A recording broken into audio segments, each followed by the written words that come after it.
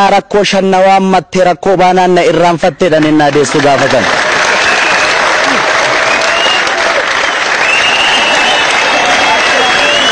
Galatooma.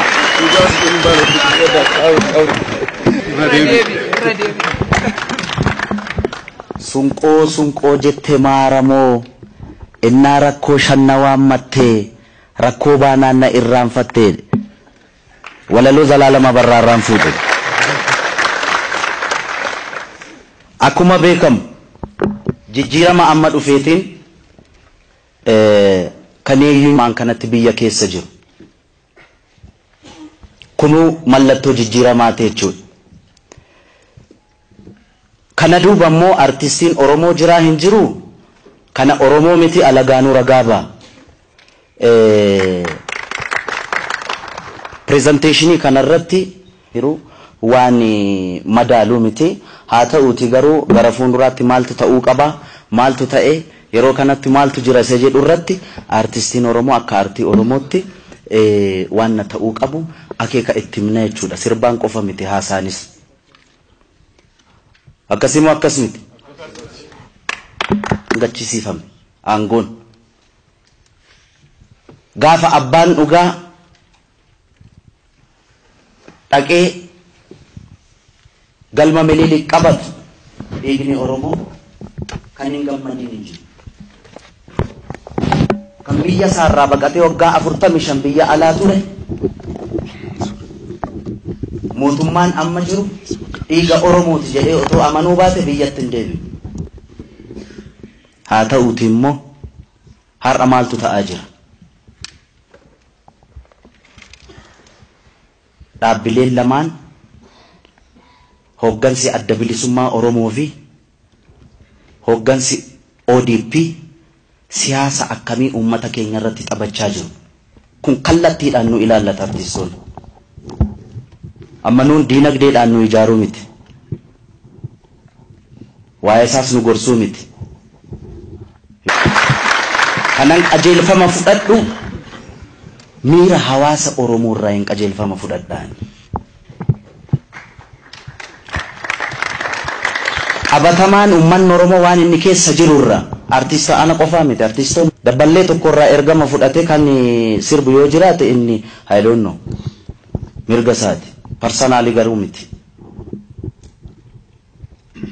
Har'a dhaabi kun lamaan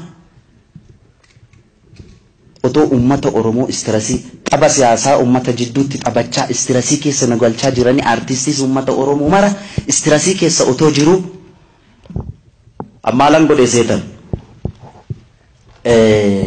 gaafa wantoota maqaa dha'ee nurraa dhoowwiya Lammaa nurraa dhoowwiya Abiy nurraa dhoowwa yaa biyya yookaan qeerrottan iyya gaafan jedhu dabballoon Oppiidiyoo bariitusaa feesbuukiidhaan maal jedhan beektu namoonni qaamaan illee beeku gurbattii kana qajeelfamni kan kennamuuf Asmaraarraa jedhani dhaabni hin galle gaafsan gurbattiin kun shalee abaa'ooti jedhan nan eeggadhe guyyaa dabballoonni abaa'oo shane gurbattii kana Oppiidiyoon qajeelfamatti kenneedhan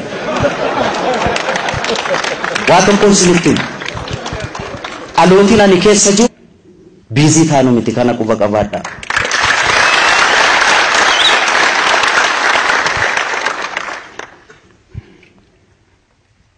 Silaa yeroo mijataan kana caalu hin jiru Oromoon ijaaramuudhaaf.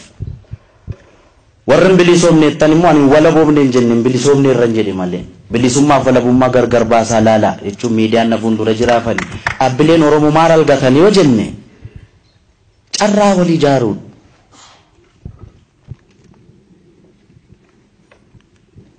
namni kamuu ogummaa qabuun bilisummaadhaan ijaaramuudha.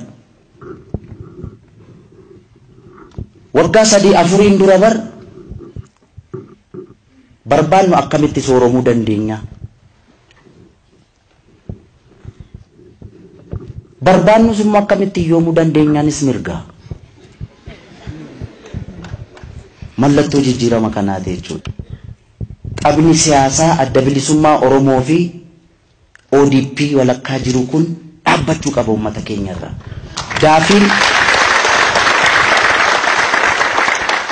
Daafin malkaa dhagaa kolba galaafataa jedha abbaan kiyya yeroo baay'ee. Maal jechuu barbaaddeennaan inni malkaa dhagaatti dhalate Gudar. Warra miidhaqanyiitu karaa malkaa dhagaa qaxxaamuree Gudar gabaa oole. Warri kolbaamuu gorfoo gararraan ijoolleen tokkee kuttaa'ee hin beekne.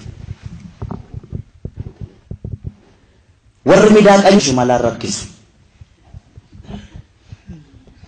Amma kolbi kun gaafa iyya dhagawaasii gadee kaatee walakkaa gala. Jidduutti rakkate. Gaaf tokko warri midhaafiin malkaa dhagaa kolba galaafateedha. Daafiin dhaabbilee lamaan kana ummata miskiina harka duwwaa qabsaa'ee jijjiirama kana fide jidduutti rakkisaa jira jechuudha. Akka nuti tasgabboofnee of ijaarree egeree biyyattii kanaa amma maal goona? Kamirra gorre kamiin haleeli jennaan? Irra kanniin.